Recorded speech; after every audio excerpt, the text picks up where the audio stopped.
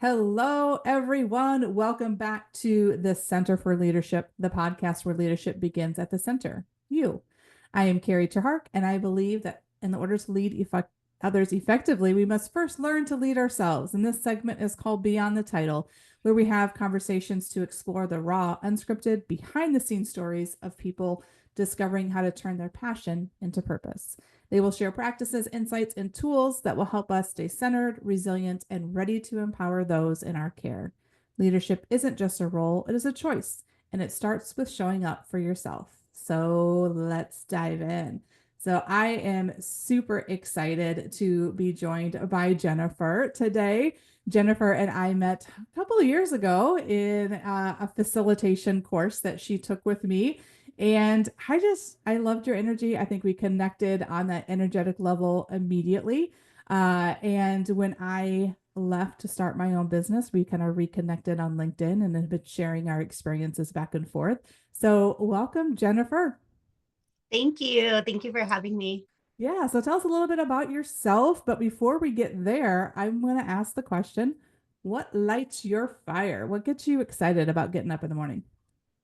For me, I think it's about passion and purpose and connecting deeply with myself and with others and creating my life, by design, making choices in how I want my life to unfold.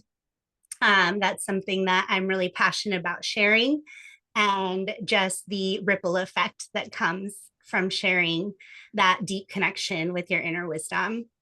Yes, I love that. And I know, when we met a couple years ago that self-awareness, that the mindfulness, the showing up for ourselves, at least for me, was not on my radar. It wasn't something, I was kind of in the grind. I loved my job. I was living what I thought was my dream and my passion, but I was missing the center part of who I really am.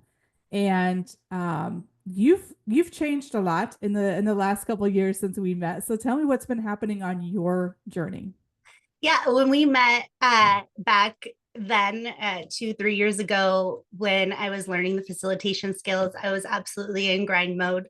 I wasn't exactly sure where all the learning that I was doing was going to take me. I had already enrolled in a guided meditation facilitator course that I kind of had on the back burner as I was completing facilitation certifications and digging into a new role. So, while it was on my radar, I was still very much in grind mode. I continued in that grind mode really as I then completed all my certifications through the guided meditation framework and the coaching certifications and all of that. I was building a business and I was still feeling really tense and really, depleted. And, it finally occurred to me, deep into my training that there's no way I can show up for anyone else if I am not showing up for myself. And so, yeah, I had a awakening, a bright light telling me, hey, if you, um, you got to love yourself enough to stick to routines and rituals and caring for yourself. And when you do, then you are fully there, you're fully present, you're fully listening, you're fully connected with the clients, the people that you're working with. And for me, it was a big shift in the integration of what I was doing. I sought out guided meditation to help give me more ease and more flow and to connect with myself. And I was, definitely learning the behaviors and the practices, but the integration, when that really came into play, that's when everything changed. And I was able to kind of just allow the good things to come. And so, yeah, I'm just so grateful. Yeah. It's amazing because I think we were on the exact same journey at the exact same time without ever really knowing it. and Right. and leaving that course, both um excited about what we were doing and yet still feeling kind of lost inside. And I have really enjoyed, really getting back and seeing your journey and seeing where it's led you, and to see that again, like, same thing. Like, I totally resonate with what you're talking about. And if you can't lead other people unless you lead yourself, right? If I can't show up and empower people or create what I want to create unless I know how to do it for myself. And I know one of the first questions that I had with my coach, we were just talking about, who I was, and I didn't even know how to answer that. I didn't know. I had no explanation for that. I was really kind of lost in what that even meant anymore. And just didn't feel even comfortable talking about things that weren't work, really talking about me. And as I looked within my own, creating my own values for my organization, I knew what those values were going to be. And one of the things that she would do is that she would ask those back to me. One of them is integrity, and I said, that's a real important value to me. But she said, how do you show integrity to yourself? And it was like, oh, oh, wow, right? Like, there's a lot of work that goes into stopping the grind and what we think we're supposed to do, and really take it from a perspective of self. And so where do you feel like, what's been the biggest mind shift for you as you've gone from working in corporate into now into this space? What's been the real hard thing that you had to shift in your head? I think for me, it was just choice. It's all about making decisions from a place that is heart led, that goes beyond thinking, that goes beyond feeling, and really taps into what you really already knew. Yeah. When I work with people in some of my frameworks, that's usually kind of the awakening that's happening there, is the choice that you can live on purpose. Mm, I like that. And well, how would you say, like, I just feel like sometimes I feel like I'm looking at the world through a whole different set of lenses. Yes. Like, like Yeah.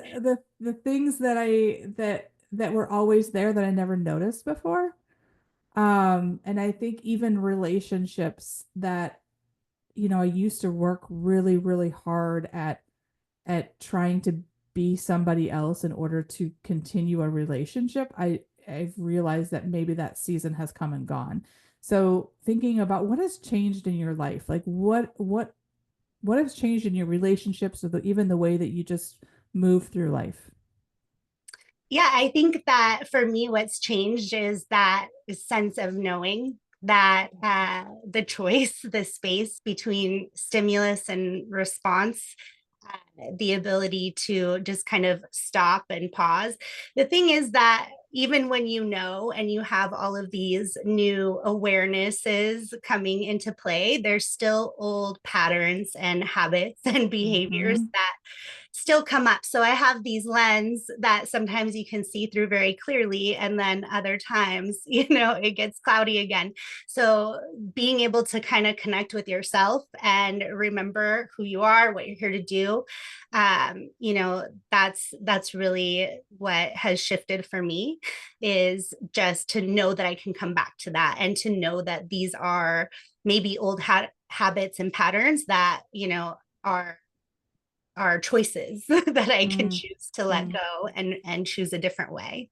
Yeah, I think that awareness is huge, because I think before I wasn't aware, right? I wasn't aware that, oh, I'm falling back into an old pattern. And like I said, it just because you've done the work and you've done, meditation, and you approach things from a different perspective, doesn't mean you don't get pulled back into those old habits. Yeah. It's still real. It still happens.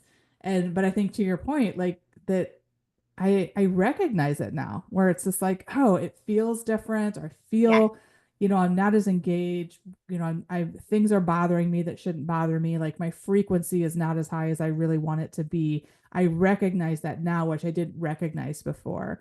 And so I love that talk honestly about it being, it's an ebb and flow. And when you feel it, now what to do to Yes. lean back into it.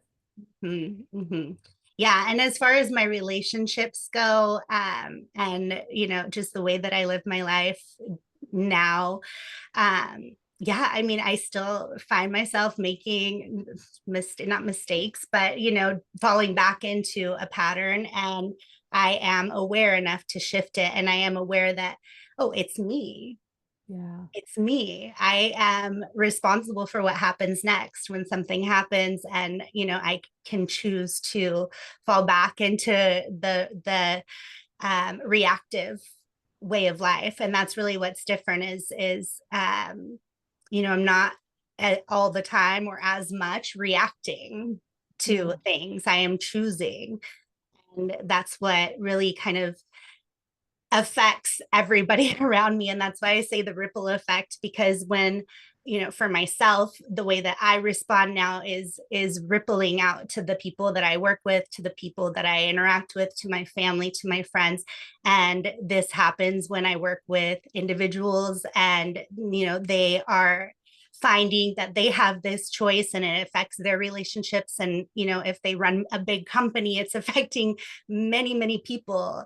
And yeah, so that's again just like really what drives me to continue to do this. And I love that you continue to say choice, because knowing that it's a choice is so empowering, right? Because think we feel sometimes trapped in the routine, or trapped in the mundane, or trapped by the things that are happening in our world that we cannot control. And we sometimes lean into that energy of things that we can't control, and we let those things stop us from doing the things we know that we're capable of. And like I said, it's just, what you have in you. You know that you have the ability to do that, and to consciously make the choice to choose yourself, to choose to show up in different places, to choose, you know, I love too that you said, like, that rather than, even in your relationships, right? Knowing that the energy that you bring when you walk into a room is going to be felt by the people around you. And people are going to be better, even if they don't have a conversation with you, they're going to get better because of your energy walked into that room. And that is amazing. It is, yeah. So tell us a little bit more, like, what are you really spending your time on now? I've been working on just outreach to just kind of find some people who are, individuals who are interested in using guided meditation to connect to their inner wisdom, to, maybe help with things like anxiety, overwhelm, and just really get connected with their inner voice. I also am working with a framework that uses guided meditation in coaching framework, so that you are thinking and doing in a relaxed state, and so that you can generate your own insights and get clarity, and that clarity is a catalyst for forward movement. So that's really exciting. And I also am working with groups for custom workshops for teams. I worked in the corporate environment for many years, and I work currently with a client where I use guided meditation for onboarding for a new team member, to set intentions, to get connected with, what they're there to do, what's their why for showing up, for, what's their why for why they come to work every day. I also do guided focus exercises for product training and custom experiences like creative thinking workshops and things like that. So it's really fun. I absolutely love doing that. I also created a YouTube channel to share some just short meditations. There's kind of different lengths of time.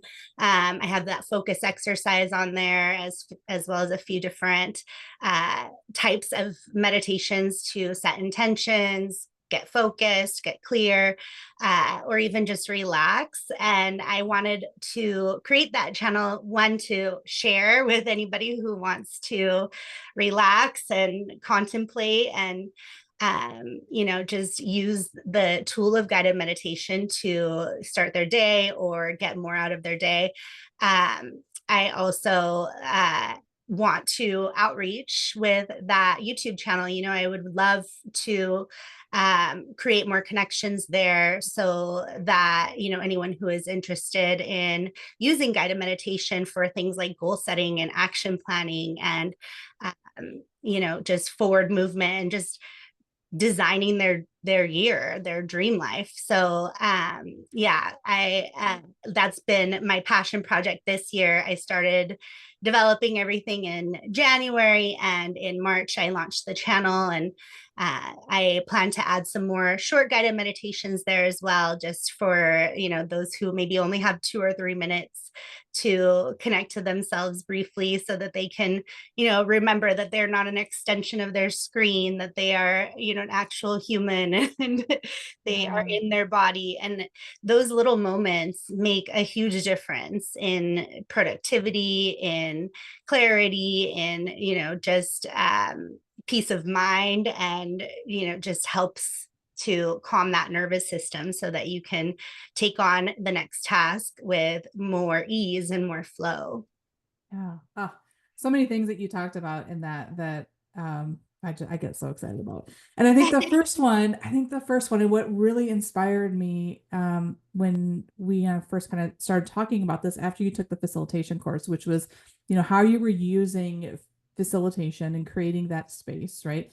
Creating that space and using it and those skills in meditation, but then providing that in a corporate setting. And it was like, whoa, like how cool, right? Because, this, hippie idea of Mm-hmm. of meditation, and it's just so much more accepted now because it works. Like, and that mindset, and I think right now in our corporate settings or in any business setting, there's things are changing so quickly, right?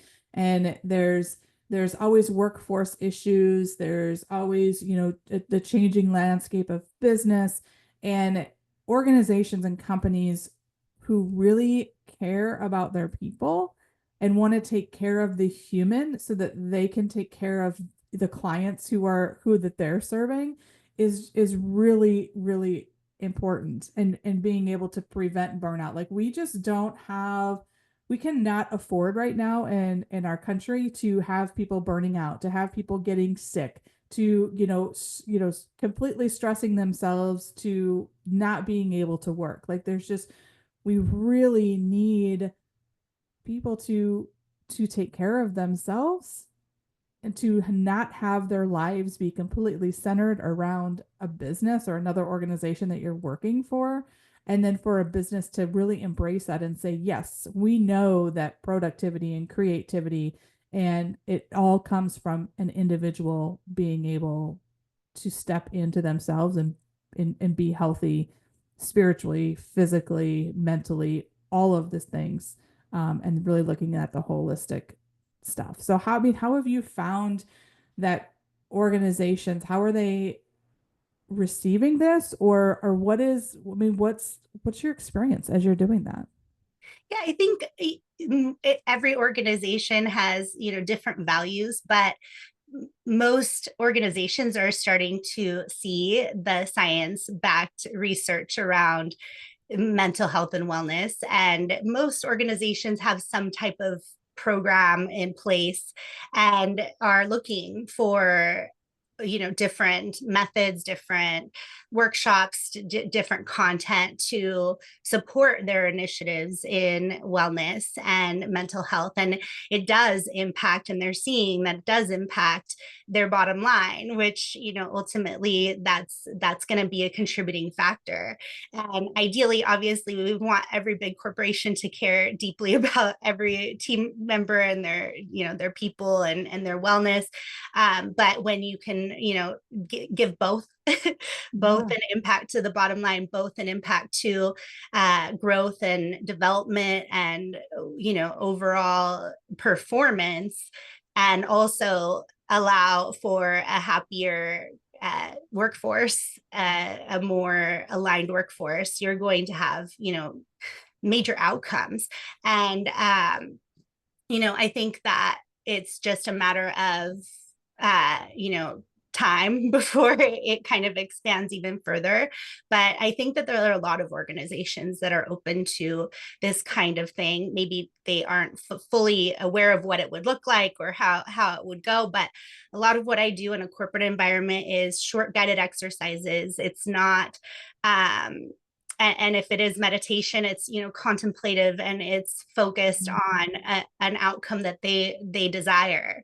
And so it doesn't, it's not the you know, hippie version of what they might think it is, where everyone's laying down in the middle of the break room or whatever. Like, and it can be, and that's great Yeah. too. But you can do guided meditation anywhere at your desk, just sitting where you are. You don't have to have, you know, the big, you know, setup. Yeah. And so with, you know, short guided exercises, they're definitely more corporate focused, and it it is you know, focused. The type of meditation that I do is really focused on science and, you know, tapping into your inner wisdom, but ultimately it starts with a calm physiology, taking away the to-do lists that are, Mhm. you know, running through your mind. And it helps people to stop and pause and focus on what it is that we're here to do in this meeting, in this moment. So yeah, it's really, it works amazing, and it really helps people to have kind of a more calm and centered focus. And also it can be a gift during a, you know, retreat, a break in the Mhm. middle of the day, or at the end of the day. It can be something more deep and relaxing, but yeah, the exercises are definitely very corporate friendly. I love that you have a variety, right? That you said you've got like kind of the longer ones, the short ones. There's so many meetings in my career that I just think, had I taken 2 minutes at my desk to do a meditation exercise, like I just know that that meeting would have gone completely different, right? Like it Yes, just taking that time. yes, yes, yeah, It's so cool to hear the things that you're doing. And I know like it just continues to come back even, you know, what we teach in our facilitation methods, right? Like the whole process of those facilitation methods are to disrupt those patterns of thinking, right? To stop what we just automatically go to without thinking, and pause and process what's going on, and to look at it from a different way, and you know, to be more focused, to be more creative, because we're not creative when we are in routine, because we don't need to be creative to be in routine. We just do it, right? And thinking about just everything. I get so nerded out when we start talking about brain science, and I don't know, I'm not a brain scientist, I don't know anything about that, but I everybody that I talk to, right, when it comes from meditation to facilitation to, you know, collaboration, it's just understanding how our brain is so wired for efficiency, which is amazing because it keeps us alive. And at the same time, we can disrupt those things. And like you said, make choices, make different choices to expand what we're even capable of, which is just yay. yeah, exactly, exactly. It's kind of one of the biggest things that I learned from. I've learned many things from taking your workshops, but one of the biggest takeaways was asking and prompting with Yeah. questions, great questions that really help to um, like you said, you know, kind of disrupt and even shift your thinking. And within most of the framework that I do, it's, you know, calming physiology, tapping into your psychology and getting clear. And that's what changes your outlook. It shifts your philosophy. Mhm. And so it's really magical, the process that I've learned and what I use to work with individuals and with groups. It's unique, it's different, and it's immersive, and it is also really relaxing. Yeah, yeah. So I've become kind of an avid book reader, and both audio and, you know, regular book, and listening to a lot of different things. And I think you and I have had some conversations and shared some books back and forth. But what are maybe some go-to things for you that you're like, ah, I need to think of something different, or I really want to learn about this? What have been some go-to resources? Oh my gosh. There's been a few. The most recent was the one that you shared with me, The Way of the Spiritual Entrepreneur, such a great read. So, well, I did that one on audiobook, and I was, taking the advice in, doing it on walks and keeping my Yes. body moving. And a lot of that and other, information out there. A lot of it is just really ultimately more information as a reminder of what we already Yes. know, right? Yes. It's just Yes. like tapping into what you already know. And that's like a big part of what comes out of my work with my clients is that they're saying like, oh, like I knew this, but it's about Mhm. leveling up. It's about Mhm. changing the behaviors. It's about changing and undoing programming that you don't want to be doing anymore, and reprogramming with the thoughts that you want to be thinking. And it all starts from what we're thinking. The way we Yes. think is the first place of everything that's going to happen. So our thoughts are constantly creating our reality, and we can choose to shift our thoughts to think different types of thoughts, to think the thoughts that we want to be thinking, the things that are what you want to be happening. They say that worry is praying for things you don't want. Mm. And Yes. yeah, so I try to live by that as best as I can. I try to teach that to my son. I try to help people to shift those behaviors and the patterns of those kinds of thoughts that are not helping. And it all starts with how we're thinking. Yes.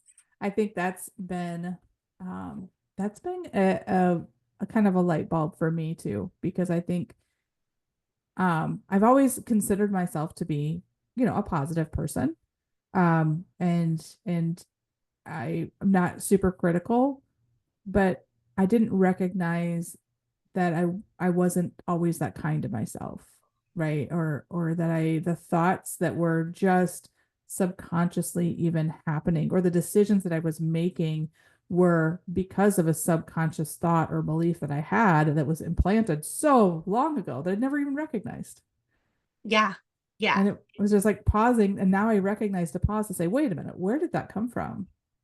Like, why, where would that, what's the truth in that? What's the, Yeah. the source of that? And then what needs to be different when I move on, when move forward. So Yeah. I love that. yeah, it's like I used to tell myself all the time, like I hated to work out. I don't feel good. My body's really, my body's really tired. And there were, situation, things that was going on in my body that, yeah, maybe that did feel that way. And at the same time, it was like, but I don't, I know I'm not going to get up early in the morning to go do it. Like, I know that that's not my favorite time. I know that I'm punishing myself in that regardless. But it was like, okay, so what else can I do? What else can I tell myself? And it's like, well, you could go in the middle of the day. Like when I'm home, I like to go in the middle of the day. It breaks up my day. I go and I've changed I get to go listen to my favorite music for an hour. Like it's no longer like, oh, you have to go work out. It's time to go work out. It's like, oh, I get to go listen to music for an hour. Yes. I love that you use the word punishment Yeah. because it is so true that we were kind of maybe programmed to look at movement as a form of punishment of some sort, whether it be when you're working out and you're punishing yourself Yeah. for things mentally, or the physicality of it is punishing you do the most strenuous or hardest thing to try to kind of what change to get yourself back into it doesn't work. uh, No. but we I had found that I have forgotten that movement is a gift. It is Yes. an absolute gift to be able to move, and it shouldn't feel like punishment. It should feel like fun. It should feel like something you want to do. And it doesn't always have to be the same thing all the time. And it No. doesn't have to achieve a physical outcome. It could just be for the sake of feeling alive and real and here. Yes, yes. And that, I mean, for me, I think that is one of the things that I constantly catch myself in that pattern, that thought pattern. And Yeah. I'm not even sure like where it really came from, but I now I recognize it and I'm like, but is that true? Is that really true what I think or what I feel? And just like you said, I think in my head it's programmed that movement or exercise is like I'm going until I can't breathe anymore. Like it's just, and I'm not 19 and my body isn't going to take that kind of cardio that I used to do. So yeah, that has to be different. And it's, I get to create what that is and enjoy it. Yes. Yeah. Yes. Yes. Awesome. So thinking about just, as you're moving forward, what are some things that you do as an entrepreneur as you're discovering and continuing to build yourself and your brand? What are some things that you focus on, or what helps you stay on course? Yeah, it 100%, it's taking care of me. That's it. Everything else falls into place. And when I start to find myself the need to just keep doing and doing, and then I start to grind, and I find that, little by little, I'm no longer doing the things that I need to be doing to take care of me. It's like, yeah, that's when it's not working. So I am learning to just really trust and, show up, continue to show up, continue to do what I'm doing, but to allow the things to fall into place, the people to find me that are, meant to work with me, and the organizations where I can make an impact, where it is the right fit. And so, yeah, I'm just trying to always remember that I have to come first.